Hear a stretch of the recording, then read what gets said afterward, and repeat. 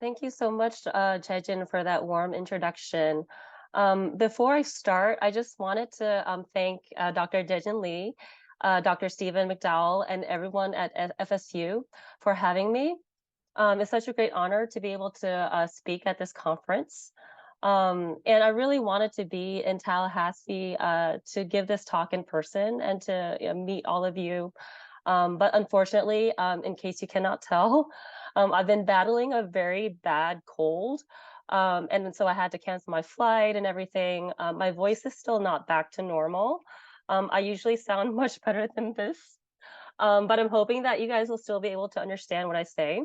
I have my tea here. I have some cough drops at hand. I have one in my mouth right now. So I'm crossing my fingers that I will not be coughing too much during my presentation. But if I do, please do excuse me. So without further ado, I guess I'll go ahead and get started. Let's see.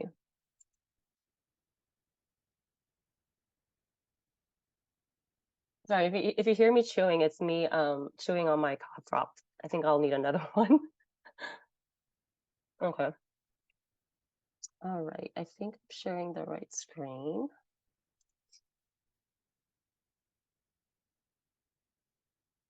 Mm. Okay. Hopefully everyone can see my screen now. Yes, we Okay. do. Thanks. Awesome. Awesome. Okay. So this is my presentation. The title is From K-pop to K-dramas, How K-culture Swept the World. And I should note that this presentation is meant to only give a very brief and basic overview of the spread of Korean culture around the world. This spread of Korean culture is sometimes referred to as Hallyu. And for anyone who is not aware, Hallyu is a Chinese term that literally means the Korean wave. And it was coined by Chinese journalists in the 90s to refer to the growing popularity of Korean pop culture, especially K-dramas and K-pop. Now, I initially thought about focusing on like 3 or 4 aspects of the Korean wave, but then I realized that I might run out of time. So I decided to just focus on these 2 areas, K-dramas and K-pop. Nowadays, there's a lot of folks in Western media who are saying that, Hallyu, like this Korean wave, is a phenomenon that seemingly came out of nowhere, that, Korean pop culture is an overnight success story. But I want to tell you guys that, this is like nothing could be further from the truth.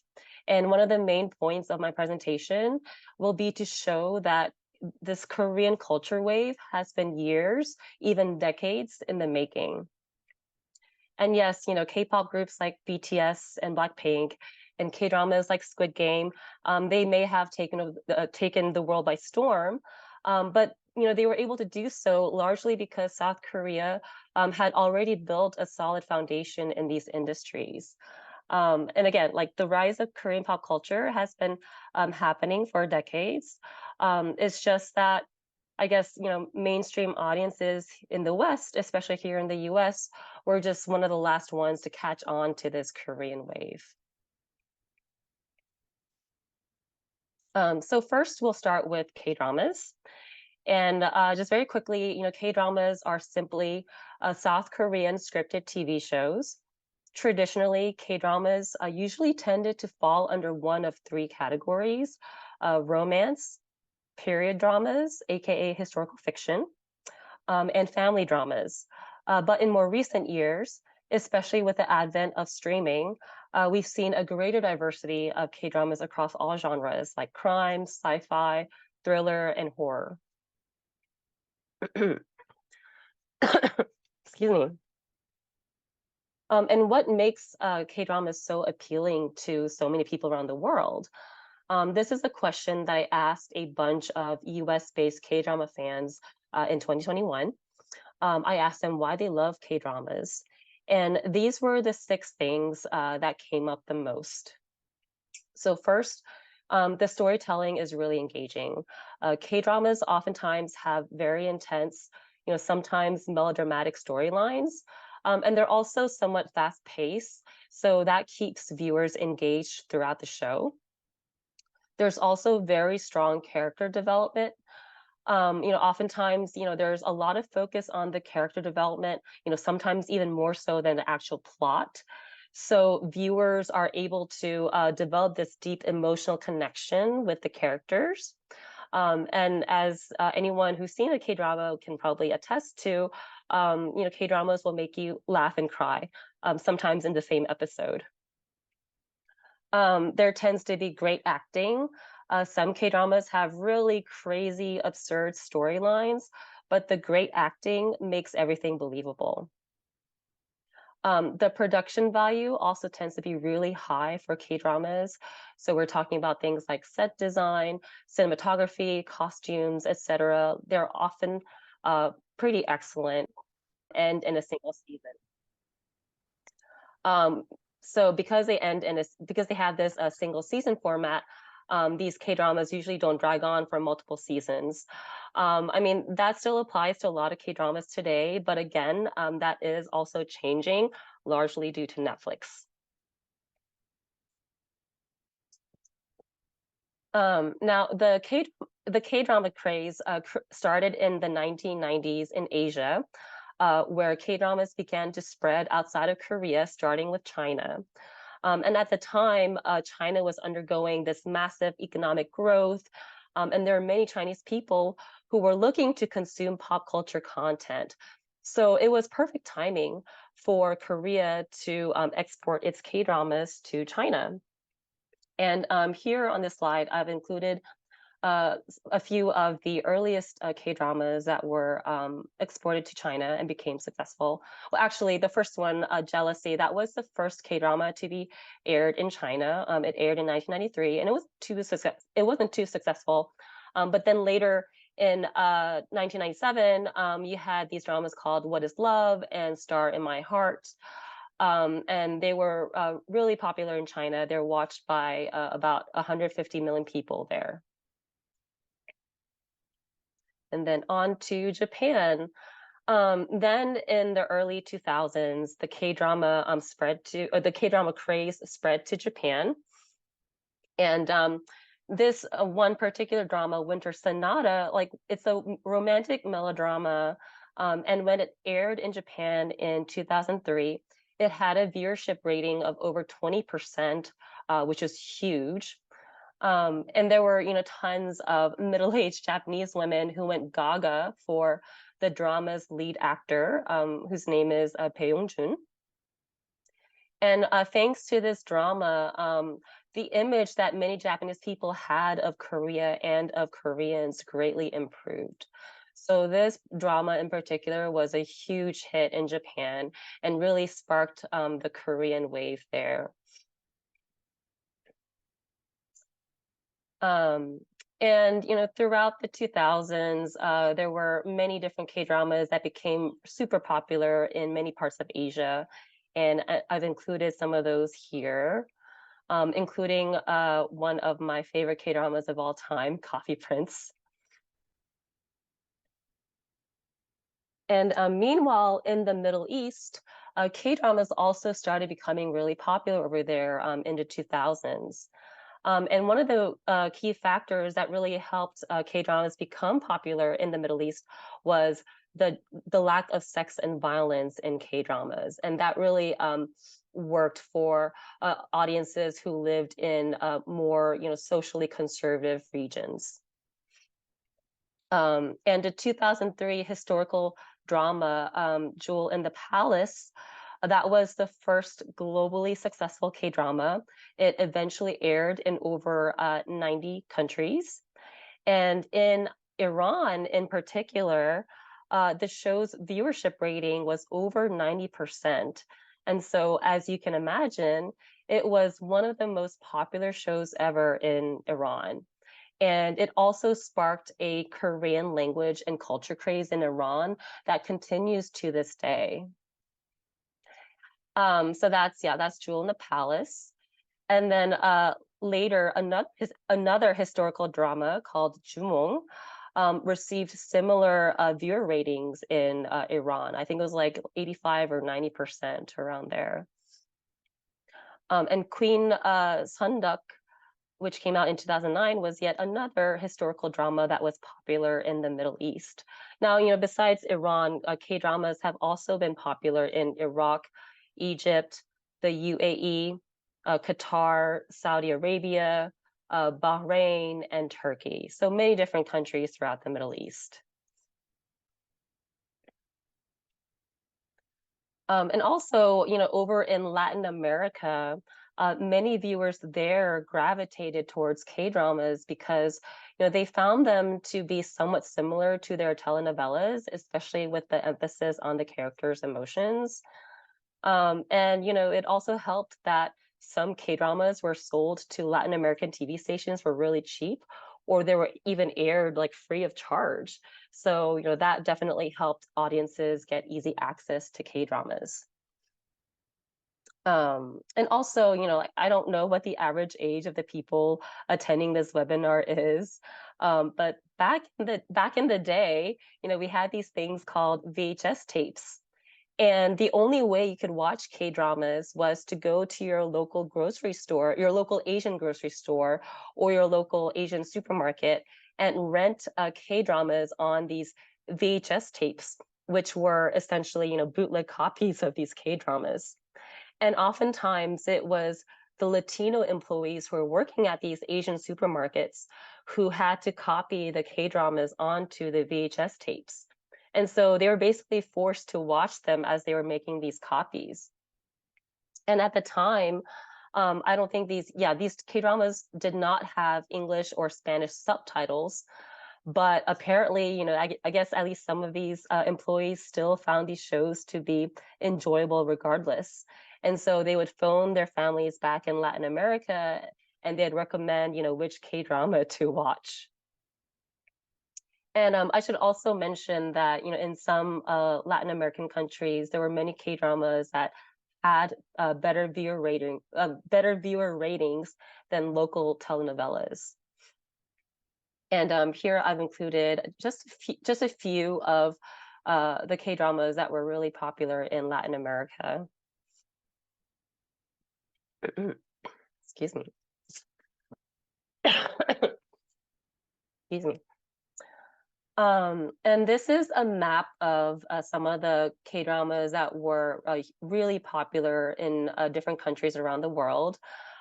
This is a map from like 2011, so it's a bit outdated. But you can get a sense that, even back in the 2000s and early 2010s, there were many people around the world in these countries that were enjoying K-dramas. And it looks like in the US at around that time, Sung Kyung-kwan's Scandal, which is a wonderful K-drama, highly recommend it. And Iris, also very good. Looks like those two dramas were particularly popular in the US around that time.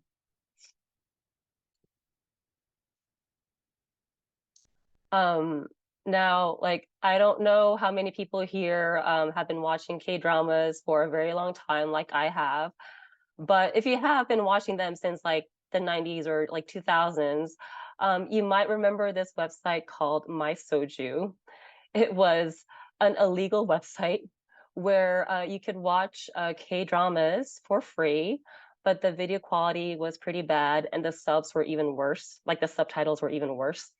Um, but in the 2000s, like that's what many K-drama fans in the US had to resort to. They had to, like, we had no choice but to watch K-dramas illegally on My Soju. Or we, like, I guess some of us downloaded torrents, which was also illegal. So it's very hard to watch K-dramas in those times. Or of course, if you happen to live near a Korean grocery store, you could probably still rent like VHS tapes, or I think in the 2000s it was like DVDs, and watch bootleg copies of K-dramas, but those did not have subtitles. But then in the 2010s, streaming websites like Viki and Drama Fever popped up. And these were sites where you could legally watch K-dramas. It was great because the video quality, especially for Drama Fever, tended to be really high, and the subtitles were also of higher quality. So in the 2010s, like K-drama fans had more options to be able to watch these K-dramas legally. And there's a 2014 report by the Korea Creative Content Agency that found that roughly 18 million Americans watched K-dramas at the time. You know, that might sound like a surprisingly high number, but you know, I think back then there were definitely like many people who were watching K-dramas. I know this because I actually used to work at Drama Fever, and you know, we would see like some of the data, and there were like tons and tons of subscribers who were watching K-dramas in the US. But I think, you know, one of the main things was that like people who watched K-dramas then were more reluctant to openly talk about K-dramas. And so I think oftentimes it was harder to find out who exactly was watching K-dramas. And I should also note that you know, the relative lack of sex and violence in K-dramas also appealed to a lot of these viewers in the US who were tired of seeing American shows with a lot of, you know, sexual and violent content. And so they found K-dramas to be a more family-friendly alternative. Yes. And then enter Netflix. So when Netflix got into the K-drama space in the in the 2010s, like late 2010s, they totally changed the game.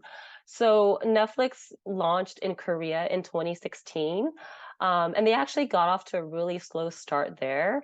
But the streamer started gaining momentum in 2019 in Korea with the zombie K-drama Kingdom. And Kingdom, you know, was Netflix's first Korean original series, and it was also the first internationally successful K-drama for Netflix. So Kingdom, you know, really kind of, I guess, like changed the game for Netflix and for K-dramas. Netflix's global reach has made K-dramas easily accessible to millions of people around the world. And its global reach has really helped promote the spread of K-dramas worldwide. And then, you know, during the pandemic, many more people started watching Netflix.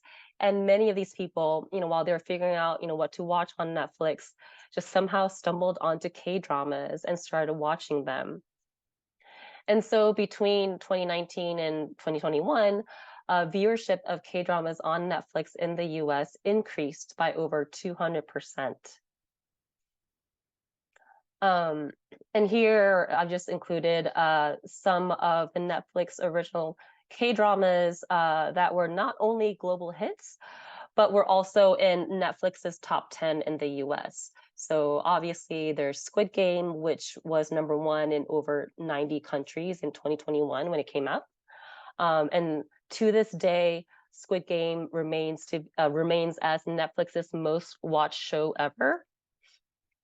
There's also Sweet Home, Hellbound, Extraordinary Attorney Woo, All of Us Are Dead, and The Glory. All of them were in the Netflix top 10 in the US. Excuse me. And now, as many of you probably already know, Netflix is leaning even more heavily into Korean content, partly because it's a lot cheaper to make in general. Netflix announced earlier this year that it's going to invest $2.5 billion in Korean content over the next 4 years. And here I've just listed some interesting stats. So, according to Netflix, over 60% of its users have watched at least one Korean title on the streaming platform. And over 90% of Netflix users who watch Korean romance shows are actually based outside of Korea. Um, Global viewership of K-dramas on Netflix has increased sixfold, which is a lot, over the past 4 years. And now, we're seeing other streamers, or other global streamers like Disney Plus slash Hulu and Paramount Plus uh, also getting into the game. So these are just a few examples of K-dramas that Disney Plus slash Hulu and Paramount Plus have released or will be releasing soon. So of course, there's moving from Disney Plus. I mean, Disney Plus has had other K-dramas prior to Moving, but Moving was their first truly global hit. It's Disney Plus's most watched K-drama to date, and it's also the most expensive K-drama ever made. And I'm really excited for this one. So Vigilante is a highly, highly anticipated K-drama that will be premiering on Disney Plus or Hulu in the US on November 8th. I have a feeling that's going to be a huge hit as well. Over on the Paramount Plus side, so Paramount Plus had a Yonder. It released Yonder in 2022. It was actually the most watched international series on the platform in the US when it came out. And then also had Bargain, which won Best Screenplay at the 2023 Cannes Series Festival. And I'm pretty excited for this drama as well. It's called A Bloody Lucky Day. It's a thriller. They showed the first few episodes of the series at the Busan International Film Festival. And I can say it's probably going to be like one of the most violent and goriest K-dramas that you'll ever see. Like, let's just say that Squid Game looks like a joke. But nevertheless, I'm pretty excited about it. So I have a feeling that it could also be a hit for Paramount Plus. Um, Now, you'll notice that I did not include Apple TV Plus on here. And that's because I was told while I was in Korea, I was like talking to some execs, was told that Apple TV Plus is no longer investing in K-dramas. And so they're thinking of pulling out of the Korea market. So that's why I left out Apple TV Plus. On to K-pop. Now, if you're a K-pop fan, you'll probably realize that I use photos of some older K-pop stars. I didn't really use photos of like some of the newer K-pop stars that are currently, globally popular.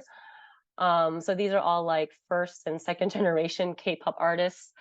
Like 21 isn't even active anymore. TVXQ and Super Junior, like they have fewer members now. I think Rain and Boa are still going strong. And I believe Seven has recently made a comeback. But anyway, so I use these photos on this slide because like many other members of the Korean diaspora, like I grew up listening to a lot of like second generation as well as some first generation K-pop artists. So, first and second generation K-pop artists are referring to K-pop stars from the 1990s and 2000s, before like K-pop became well known in the US. But it was really these like first and second generation K-pop artists who helped pave the way for subsequent generations of K-pop artists to become globally successful. So, props to them. I feel like they don't really get that much credit these days. So this is kind of like my way of trying to give them some credit in my own small way. Um, but first, before all of that, before talking about K-pop, we're gonna take it all the way back to 1961, before the advent of K-pop. 1961 was the year when the song "The Man in the Yellow Shirt" by Han Myung-suk came out. And I mentioned this song because this was South Korea's first international hit song. Yes, all the way back in 1961. It was hugely popular in Asia, And it was even covered by foreign artists in the 1960s and 70s, including by the French singer Yvette Giraud. And the Japanese singer Michiko Hamamura also covered the song as well. And my dad was actually living, so my dad is well, he's Korean. So he was living in Germany at the time, and he said that he would hear this song played a lot in Germany.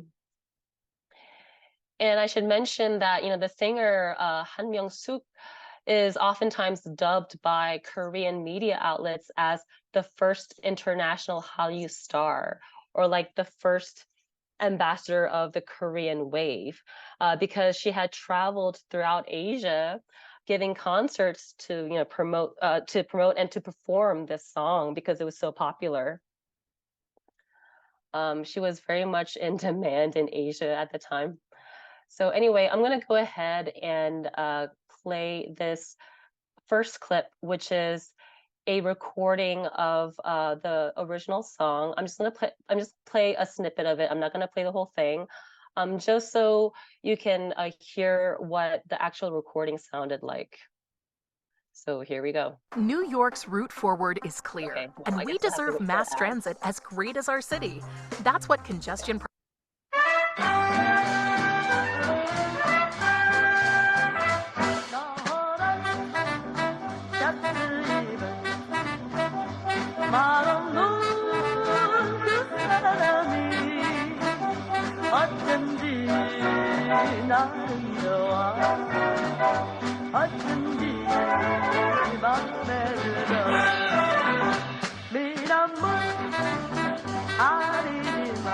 Okay.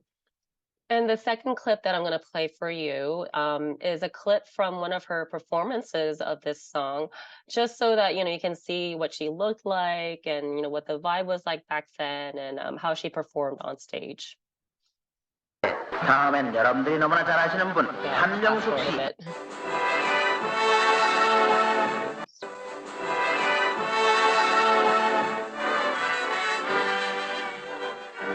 너란 샤스 입은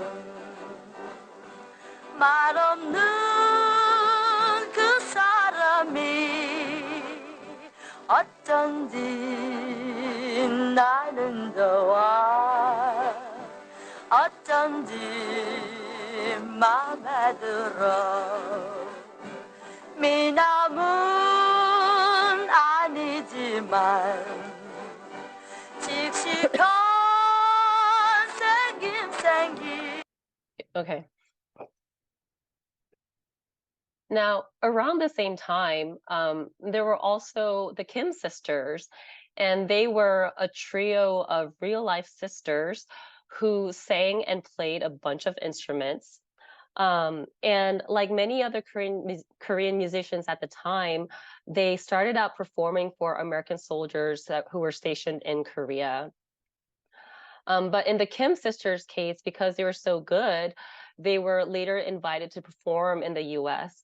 And so they held concerts in Vegas, and they were even invited to perform on the Ed Sullivan Show a whopping 22 times. And the Kim sisters were also the first Korean artists to land on the Billboard chart. Surprise, surprise. And they did this back in 1962 with their cover of the song Charlie Brown. And that song reached #7 on the Billboard singles chart. So I'm going to go ahead and play a clip of them performing for you. This is them performing Charlie Brown on the Ed Sullivan Show. Y'all enjoying yourselves? And again, we have the pesky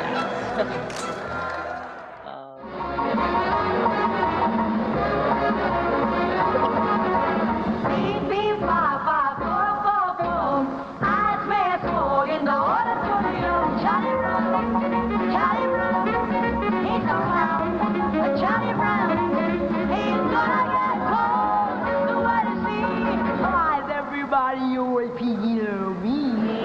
What is this? I know that's the heavy yellow seven color level now. And the voice is Charlie Brown. He's a clown. Okay.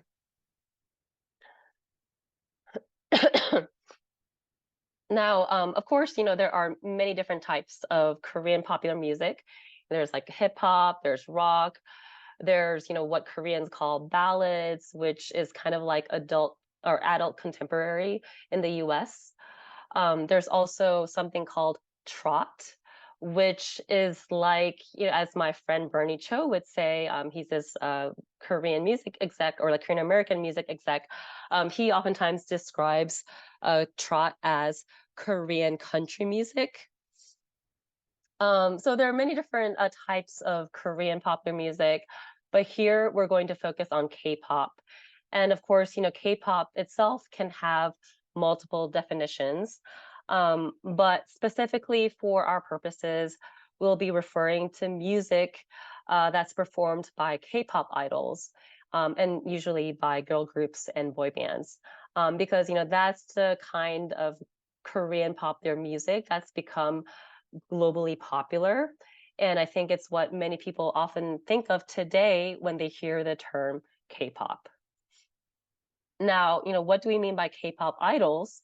Well, idols in K-pop speak are, they're artists who are often, young and good looking, and, who can sing and dance.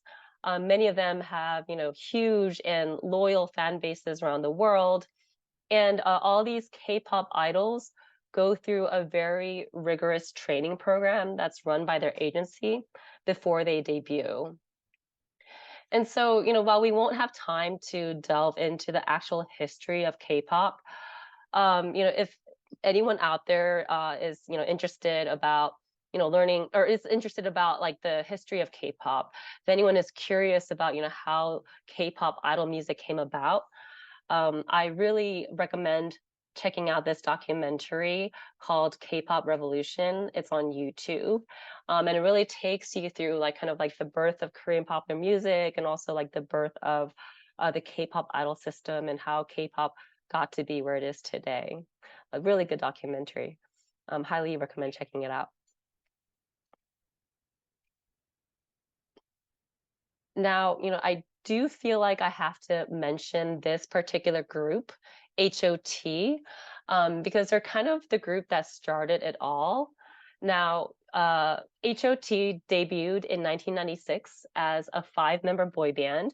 They debuted under SM Entertainment, which became one of the biggest K-pop agencies. And they were the first K-pop idol group. And this is, when the whole K-pop idol concept started to take shape. And, its members were obviously young and good looking. They had powerful choreography. They had tons of female fans. So they were really successful in like not only in Korea, but also in China, Taiwan, and Japan. And so because of their success, more K-pop idol groups started coming onto the scene.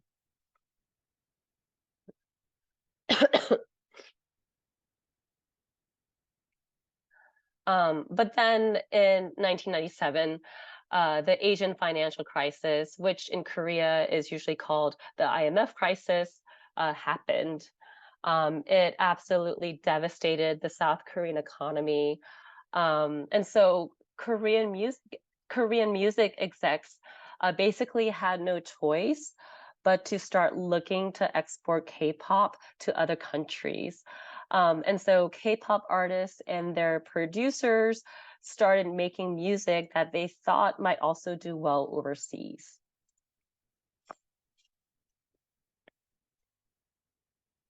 Now, BoA was one of the first K-pop artists that made these execs' vision come to life.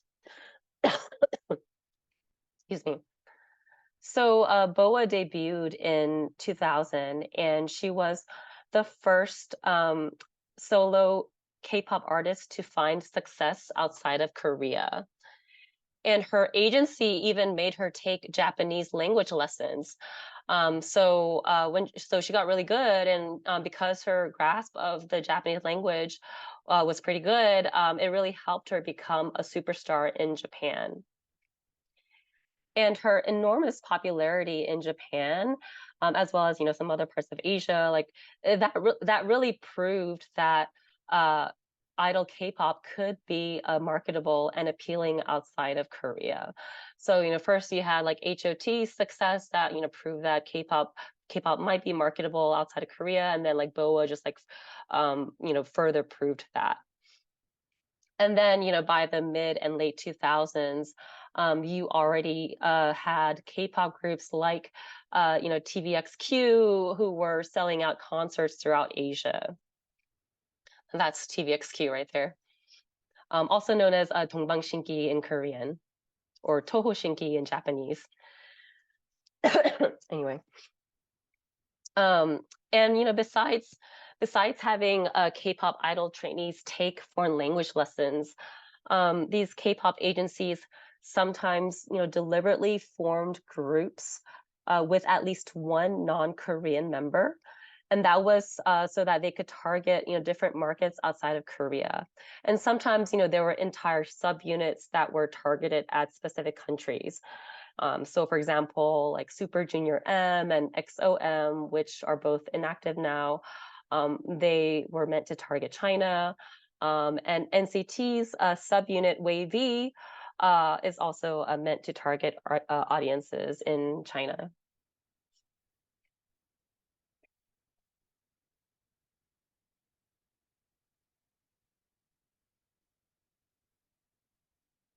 The power of social media.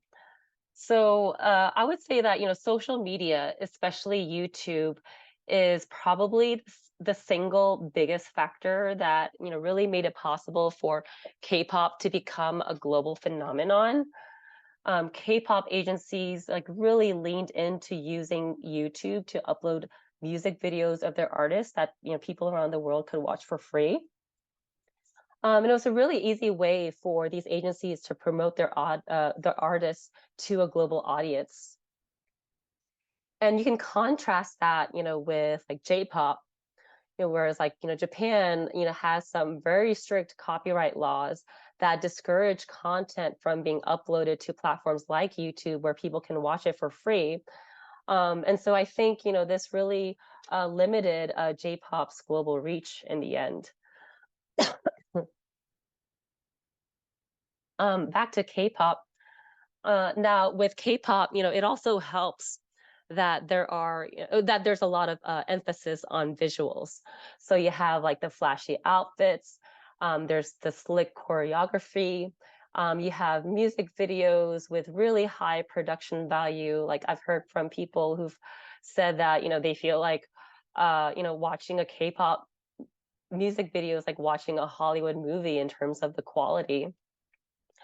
So, all of that makes for an amazing and mesmerizing experience for the viewer who's watching the video on YouTube. And of course, YouTube made the Gangnam Style phenomenon possible. So Psy's 2012 hit Gangnam Style went viral, and it was the first video to surpass 100 billion views on YouTube. And the song also reached #2 on the Billboard Hot 100 chart.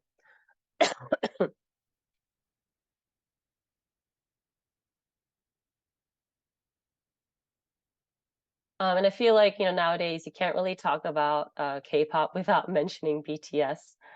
I mean, yeah, BTS, like they're a phenomenon. They're the first Korean artist to reach #1 on the Billboard Hot 100. They're the first Korean pop act to be nominated for a Grammy. And, obviously they're the biggest boy band in the world. And, one of the many different factors that have contributed to BTS's success is their heavy reliance on social media. So like early on, BTS like really relied on social media to connect and communicate with their fans. And, I would say like that was definitely one of the key factors that helped them be so successful. And let me be clear. I'm just saying it's one of many different factors that made them successful. I mean, obviously there were like many other characteristics that BTS has that, as I guess members of the army can attest to, that really make them special. But since we're talking about social media, I feel like social media really played a key role in all of that. Now, BTS was not signed to like one of the top K-pop agencies. Like instead, they came from a very small and relatively new agency at the time, Big Hit Entertainment. And Big Hit Entertainment is now HYBE, which is like one of the biggest K-pop agencies.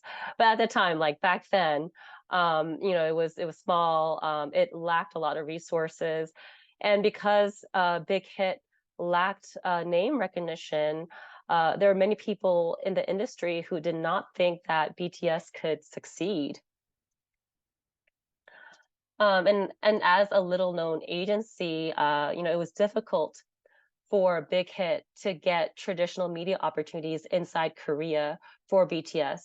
So what the agency ultimately ended up doing was relying heavily on social media to promote BTS, and especially YouTube and Twitter. And they, really leveraged social media to promote BTS both inside and outside of Korea, because that was, one thing that the agency could easily do with limited resources.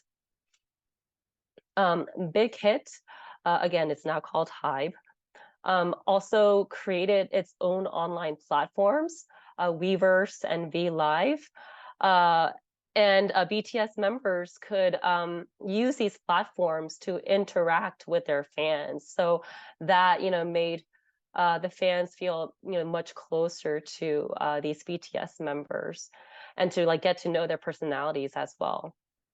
So in short, BTS's smart use of social media marketing helped them reach audiences around the world. And I think it was a lot more effective, than like Korean news articles or like making appearances on Korean TV shows. Like I think it worked much more in their favor than any of these more like traditional media opportunities could have done for them.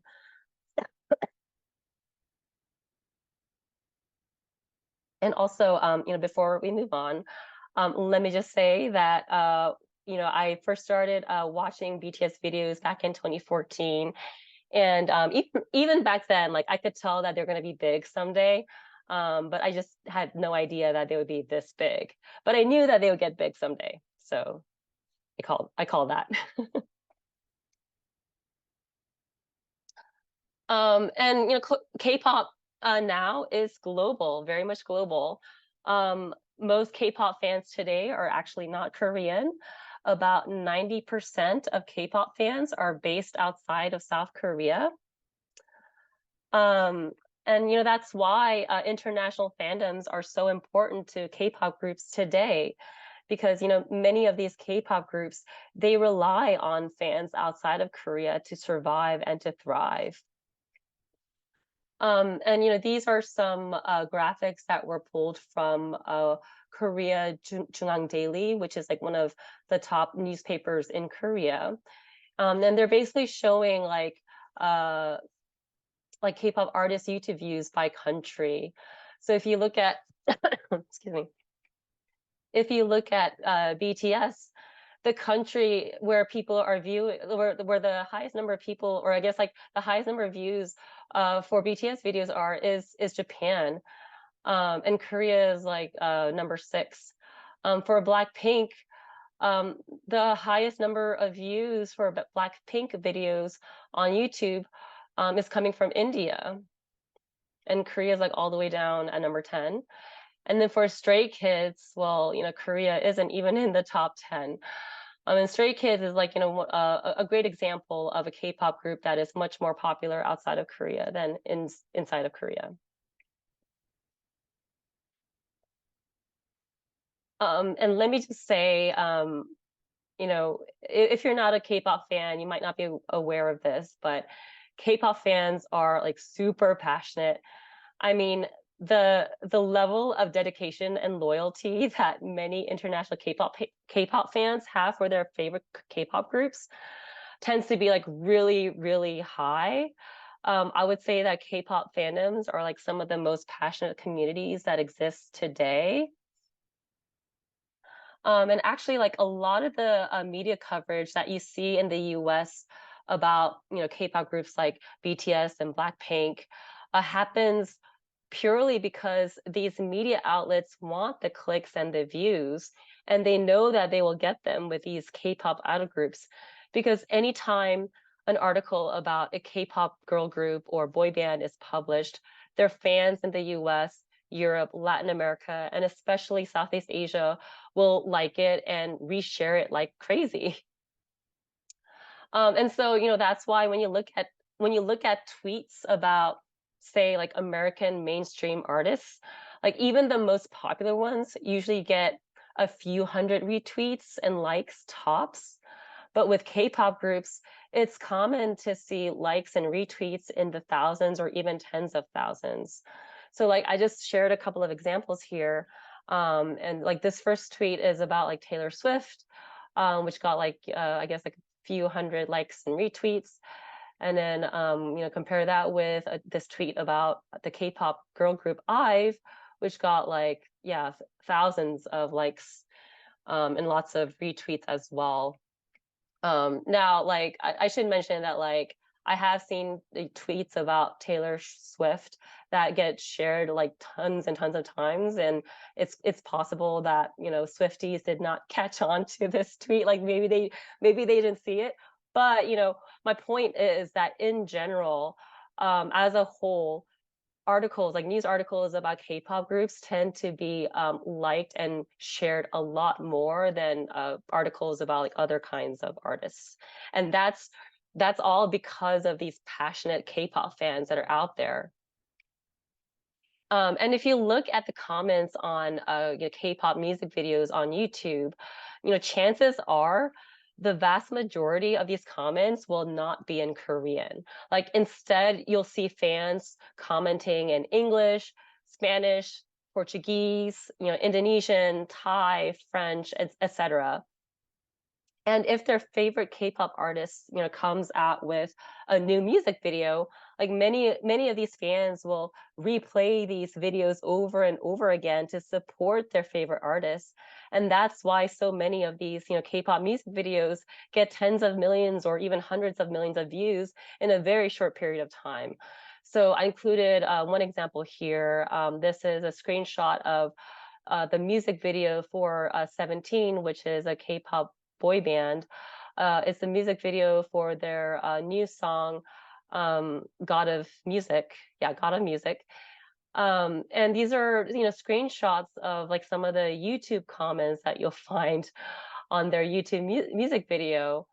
So like, for example, this person here is like, stream like our lives depend on it, fighting. And then like, here's another screenshot where another fan is like, let's go for 30 million today, fighting carrots. And like carrots is the name of their global fan base. And you see, comments in like English and like Japanese, and I guess that's like Spanish. And so yeah.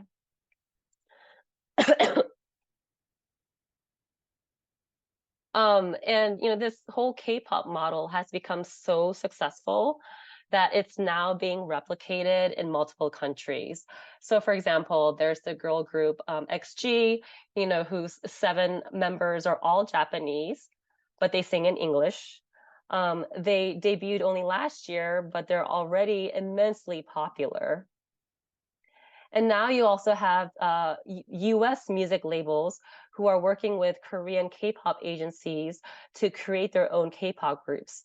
So for example, JYP and Republic Records recently unveiled their new girl group. I think it's Vicha. I think it's pronounced as Vicha.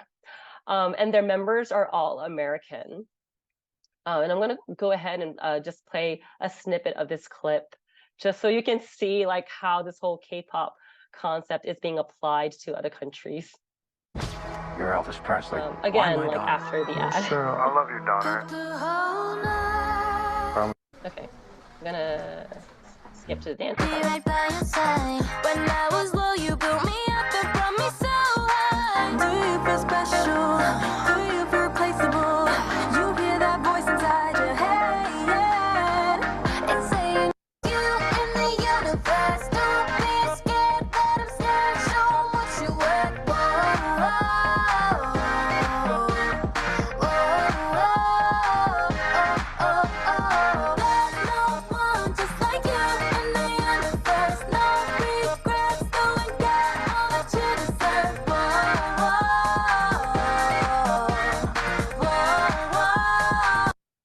So as you can tell, it's a very diverse group. They're all American.